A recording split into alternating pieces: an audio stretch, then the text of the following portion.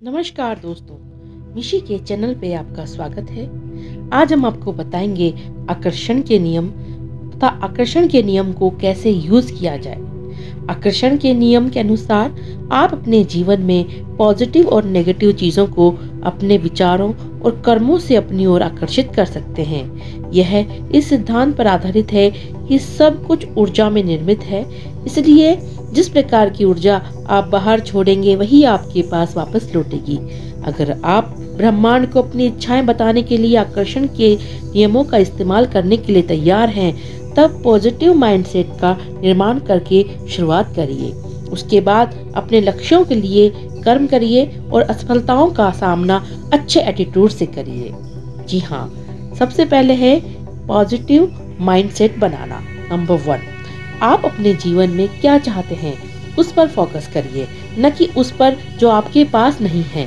अपनी पुरानी टूटी हुई कार के बारे में मत सोचिए, उसकी जगह कल्पना करिए कि आप नई कार चला रहे हैं। इससे फोकस उस पर जाता है जो आप अपने जीवन में लाना चाहते हैं, बजाय उसके कि जिसे आप अपने जीवन से हटाना चाहते हैं। इससे ब्रह्मांड को एक संदेश जाता है कि आप चाहते हैं कि आपकी आशा अच्छी चीजों को पाने की है।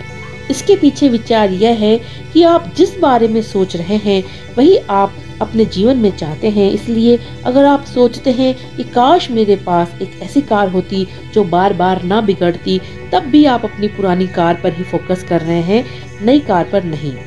दूसरे उदाहरण के रूप में अपने मन में बजाय ये सोचने की कि मुझे आशा है कि मैं इस सेमेस्टर में फेल नहीं होऊंगा, सोचिए मैं अच्छे ग्रेड पाने के लिए पढ़ाई कर रहा हूँ। तो इस तरीके से पॉजिटिव थिंकिंग। सेकंड है पॉजिटिव टर्म्स। पॉजिटिव टर्म्स में अपनी इच्छाओं को कहिए। अपनी इच्छाओं को कहने के लिए नहीं या मत जैसे नेगेटिव शब्दों का इस्तेमाल करने से बचना महत्वपूर्ण है। जैसे कि मैं नहीं चाहता कि मेरी नौकरी चली जाए।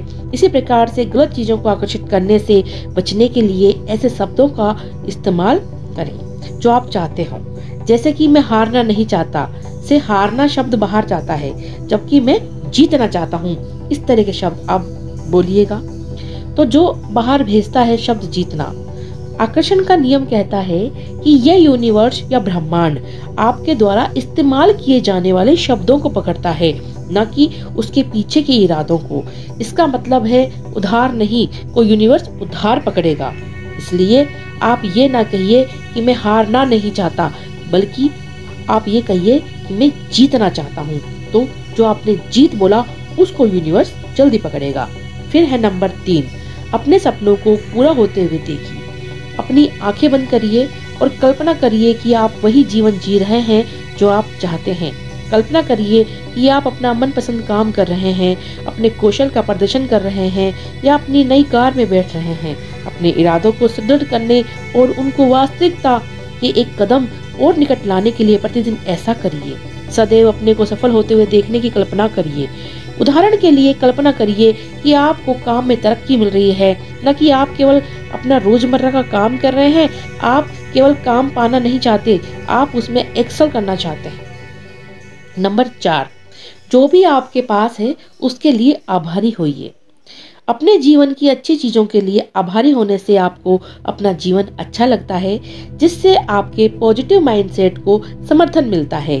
जीवन की अच्छी चीजों के बारे में आभारी होने से आपको अपना जीवन बेहतर लगता है, जिससे आपके पॉजिटिव माइंडसेट को भी समर्थन मिलता है। जिन चीजों के लिए आप आभारी हैं उन्हें जोर से कहिए या एक आभार जर्नल बनाकर उनको लिख डालिए। इसके अलावा लोगों से उन अच्छी चीजों के लिए धन्यवाद कहिए जो उन्होंने आपके जीवन में शामिल की है। जैसे कि हर सुबह जब आप बिस्तर छोड़ते हैं, तब उसके बाद आप ऐसी चीजें लिखिए जिससे आप आभारी हैं। इससे आपको अपना दिन अच्छे मूड में शुरू करने की मदद मिलती है। फिर है नंबर 5, अपने तनाव के स्तर को कम करने हैं। प्रतिदिन कम से कम 5 मिनट आप मेडिटेट करिए। तनाव जीवन का सामान्य हिस्सा है, मगर इसकी अति आपको कुचल देगी, दिन प्रतिदिन आपको और कमजोर बना देगी। इसलिए आप आंखें बंद कीजिए, अपनी सांस पर फोकस कीजिए और विचारों को आने और जाने दीजिए और आप आराम से मेडिटेट कीजिए। फिर है 6 नंबर पर कि अपनी चिंताओं की जगह ऐसे विचार मन में लाइए कि जैसे चीजें कैसे ठीक हो सकती हैं। जी हाँ, चिंता आपसे वह प्रदर्शित करवा सकती है जिससे बचने का आप प्रयास कर रहे हैं। जब चिंता सामने आए तब उसे ये कहकर चुनौती दीजिए कि उनकी वास्तविकता में बदलने की संभावना कितनी है। फिर सोचिए कि अतीत में जब आप चिंतित हुए थे तब क्या हुआ था। उसके बाद सोचिए कि आप जिसकी चिंता कर रहे हैं अगर वे वास्तव में ही हो जाए तो बुरे से बुरा क्या हो सकता है। आपको संभवतः एहसास होगा कि लॉन्ग रन में ये कोई इतनी बड़ी बात नहीं है। दोस्तों, फिर आता है 7 नंबर पर, स्वयं को पॉजिटिव रखना सीखिए। जी हाँ, अपने विचार पॉजिटिव रखना कठिन हो सकता है शुरू में, किंतु नेगेटिव विचारों का आपके पास लौट कर आना स्वाभाविक है। मगर जानबूझकर नेगेटिव विचारों का सामना करके आप स्वयं को पॉजिटिव पर फोकस कर सकते हैं। उनको स्वीकार करिए, नकार दीजिए, उसके बाद उनकी जगह कुछ पॉजिटिव दिलाइए। दोस्तों, ये सब तो थे आपके जीवन में सकारात्मकता से जीने के तरीके। अब मैं आपको बताती हूँ कि आकर्षण का सिद्धांत उस समय काम करता है जब आप किसी वस्तु या विचार पर सबसे ज्यादा ध्यान देते हैं। यह माना जाता है कि उम्र, राष्ट्रीयता या धार्मिक विश्वास की परवाह किए बिना हम सभी कानूनों के लिए अति संवेदनशील हैं, जो ब्रह्मांड पर शासन करने के लिए बनाए गए हैं, जिसमें आकर्षण का कानून भी शामिल है। वह आकर्षण का सिद्धांत ही होता है जो हमारे मन के विचारों को सच्चाई में बदल देता है। पर यह एक ऐसा रहस्य है जिसके बारे में बहुत कम लोगों को पता रहता है। जी हाँ, आकर्षण का सिद्धांत इतना शक्तिशाली है कि इसकी शक्ति को जो समझ गए वे विश्व के सबसे महान व्यक्ति बने। हम जब भी किसी चीज के विषय में बार बार सोचते हैं या कार्य को करते हैं तो एक चुंबकीय शक्ति हमें और उस वस्तु के साथ जोड़ती है, जिसे आकर्षण का सिद्धांत कहा जाता है। आकर्षण का सिद्धांत कहता है कि अगर हम बुरा सोचेंगे तो हमारे साथ बुरा होगा और अगर हम अच्छा सोचेंगे तो हमारे साथ अच्छा ही घटित होगा। दोस्तों, जो भी चीज आप पाना चाहते हैं उसके बारे में दिल से बार बार सोचें। अपने लक्ष्य को एक कागज पर या बोर्ड पर लगाकर सामने रखें, जिससे आप अपने विचार को सुदृढ़ बना सकें। दोस्तों, ये पूरा यूनिवर्स, पूरे ब्रह्मांड में एक विशेष प्रकार की तरंगों का प्रचार प्रसार होता रहता है। यानी कि आप जब पॉजिटिव माइंड से सोचते हैं तो वह पॉजिटिविटी आपके अंदर भर जाती है, जब नेगेटिव माइंड से सोचते हैं तो नेगेटिविटी आपके पास आ जाती है। यानी पूरे यूनिवर्स में एक विशेष प्रकार की तरंगों का आदान प्रदान चलता रहता है।